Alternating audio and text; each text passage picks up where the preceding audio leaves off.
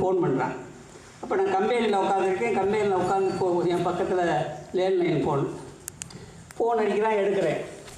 எடுத்தோன்னே விளாண்டுறேன். இந்த மாதிரி நான் பாலு பேசுகிறேன்ப்பா, சித்திரக்கலாவுக்கு வரணும், வந்தால் எங்கே வந்த உடனே பார்க்குறது அப்படின்னா.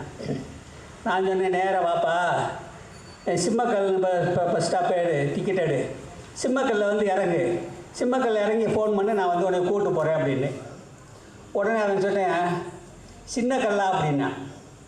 சின்ன கல் கிடையாதுப்பா, சிம்மக்கல் அப்படின்னு. அதான் சின்ன கல் தானே அப்படின்னு திருப்பி சொன்னேன். டேய், சின்ன கல் கிடையாது, சிம்மக்கல். அதான் சொல்கிறதுக்கு கேட்குதுப்பா, சரியாக தான் கேட்குதுப்பா, சின்ன கல் தானே அப்படின்னா. என்னடா அப்படி படிச்சுனான்ட்டு, சி-இம்-மா-இக்-கல், சிம்மக்கல் அப்படின்னு. ஏய், ஏன்டா எழுத்து கூடி சொல்லிக்கிட்டு இருக்க, அதான் சொல்கிறது புரியுதுலடா, சி-இன்-நா-இக்-கல், சின்னக்கல் அப்படின்னு அவனு சொன்னான். என்னடா பெரியதாக போச்சுடான்ட்டு, சரி இப்போ என்னோடய தொல்லை தாங்க முடியலன்ட்டு, டேய் நீ யானைக்கல்லுக்கு பக்கத்தில் சிம்மக்கல் இருக்குது, நீ சின்னக்கல்லுக்கே வந்து தொழடா அப்படின்னு. அவன் சொன்னான், நீ என்ன லூசாடான்னு கேட்டான்.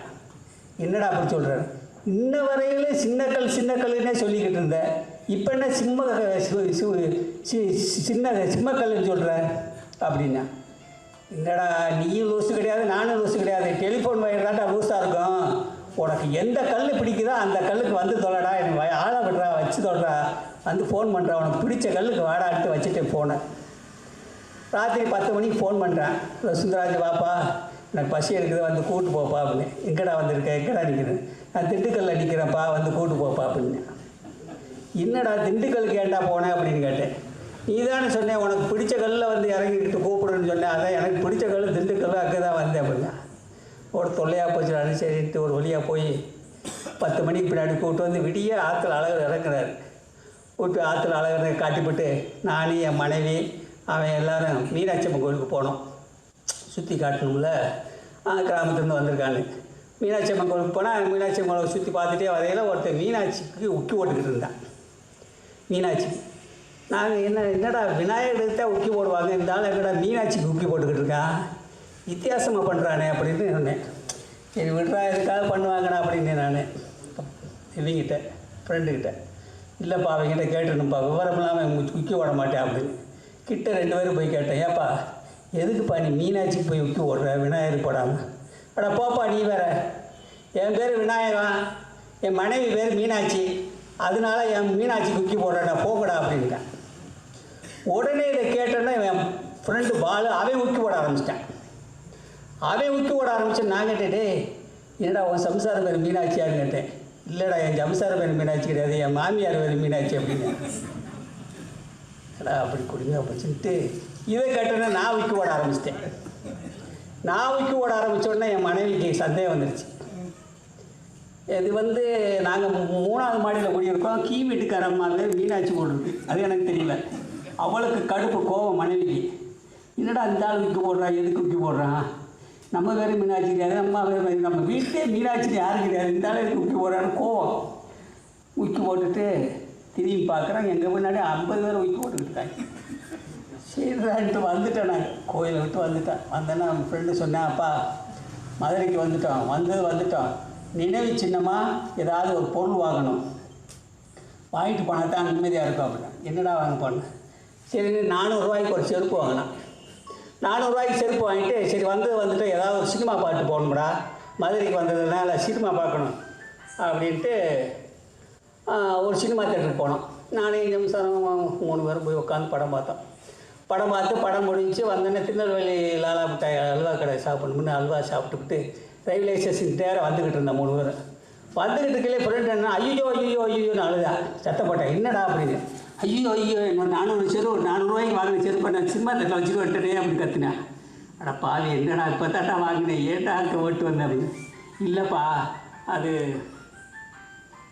அது வந்து அங்கேயே போய் பாரு அப்படின்னு. இல்லைப்பா, போய் பார்த்தா செருப்பு இருக்கோ இல்லைப்பா, எதொன்றுக்கும் ரயில்வே ஸ்டேஷனுக்கு முன்னாடி இருக்கல விநாயகர், அதுக்கு வேண்டுதல் பண்ணிட்டு போகிறேன், செருப்பு கிடைச்சின்னா உனக்கு ஒரு தேங்காய் வாங்கி உடைக்கிறேன்னு சொல்லி விநாயகரை போய் கும்பிட்டுட்டு போகிறேன். விநாயகர் சாமி எனக்கு செருப்பு கிடைச்சுன்னா உனக்கு ஒரு தேங்காய் வாங்கி உடைக்கிறேன்னு கூப்பிட்டு போகிறேன் அந்த தேட்டருக்கு. நாங்கள் அந்த ரயில்வே ஸ்டேஷனுக்கு எடுத்த பிளாட்பாரத்தில் உட்காந்துருக்கோம். போனேன், செருப்பு கிடச்சிருச்சு. ஆஹா 400 செருப்பு கிடச்சிருச்சேன்ட்டு அது செருப்பை மாட்டிக்கிட்டு ஒரு தேங்காய்க்கு 3 தேங்காய் வாங்கிட்டான். அவனுக்கு சந்தோஷம், 400 செருப்பு கிடச்சிருச்சேன்னு ஒரு தேங்காய் 15 ரூபா மணிக்கு 3 தேங்காய் 45 ரூபாய்க்கு வாங்கிட்டான். வாங்கிட்டு வந்து அப்பா செருப்பு கிடச்சிருச்சப்பான்னு சொல்லிட்டு பிள்ளையாருக்கு உடச்சிட்டு வந்துட்டாட்டன்னு சொல்லி இப்போ பிள்ளையாருக்கு போய் 3 சுற்றி 3 தேங்காய் உடச்சிட்டு திரும்பி பார்க்குறேன், செருப்பை காணும். ஐயோ என்னடா செருப்பு காணுமாடா அப்படின்னு வந்து சொல்லிட்டேன்.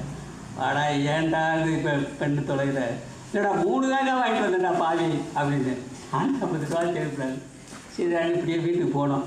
வீட்டுக்கு போனோன்னா என் மனைவி, ஏயா நீ அங்கே விட்டு போட்ட அப்படின்னு கேட்டா. என்ன விட்டு போட்டில் என்ன இருக்குது? கீழ் வீட்டுக்காரி நினைச்சு தண்ணி விட்டு போட்டேன்னு. கீழ் வீட்டுக்காரியா? கீழ் வீட்டுக்காரி பேர் மீனாட்சின்னு சொல்லி எனக்கு தெரியாதுப்பா. அவள் மீனாட்சின்னு எனக்கு தெரியாது. நான் போட்டது வேறு எதுக்காக போட்டேன், நீ எதுக்காக போட்ட சொல்லு அப்படின்னா. எங்கள் நகைச்சுவை மன்றம் வந்து 25 வருஷமாக மதுரை மீனாட்சி மிஷன் ஆஸ்பத்திரியில் இலவசமாக இடமும் கொடுத்து காஃபி டீ கொடுத்து இலவசமாக சேதுராமன் கொடுத்துருக்காரு. அதனால அந்த இலவசமாக எங்களுக்கு நகைச்சுவை மன்றத்தை தானமாக கொடுத்த அந்த மீனாட்சி மிஷன் ஆஸ்பத்திரி வளர வேண்டும்னு சொல்லி, அந்த மீனாட்சி மிஷன் ஆஸ்பத்திரி மென்மேலும் வாழ வேண்டும்னு சொல்லி வாழ்த்து அந்த மீனாட்சிக்கு உக்கி போட்டு வந்தேன். இது போய் தப்பானிட்டியே அப்படின்னு சொன்னேன். சரின்ட்டு ஒரு வழியாக ஒத்துக்கிட்டான், போயிட்டேன். அப்புறம் நான் ஒரு ஃப்ரெண்டு சொன்னேன், எப்போ வேணாம் போயிட்டு வரப்பா, போயிட்டு வரேன். சரி போகையிலே திண்டுக்கல் போய் தான் போகணுமான்னு கேட்டேன். டேய் போகும்போது திண்டுக்கல் போகக்கூடாதா? போகும்போது நாமக்கல் போய் காரைக்கல் போய் அப்புறம் திண்டுக்கல் போய் அப்புறம் தான் நான் கடைசிப்படி போகணும்னு. ஏன்டா என் உயிரை வாங்கி தொலைகிற, போடா 48 ஏறி போடான்னு சொல்லி வழி அடிப்பிட்டு வீட்டுக்கு வந்தேன். இதில் வந்து பாதி உண்மையிலேயே நடந்தது, பாதி நான் நகைச்சுவையாக சேர்க்கப்பட்டது. அதனால் என்னுடைய நகைச்சுவை கேட்ட அனைவருக்கும் நன்றி. விடுவிடுவேன். நன்றி.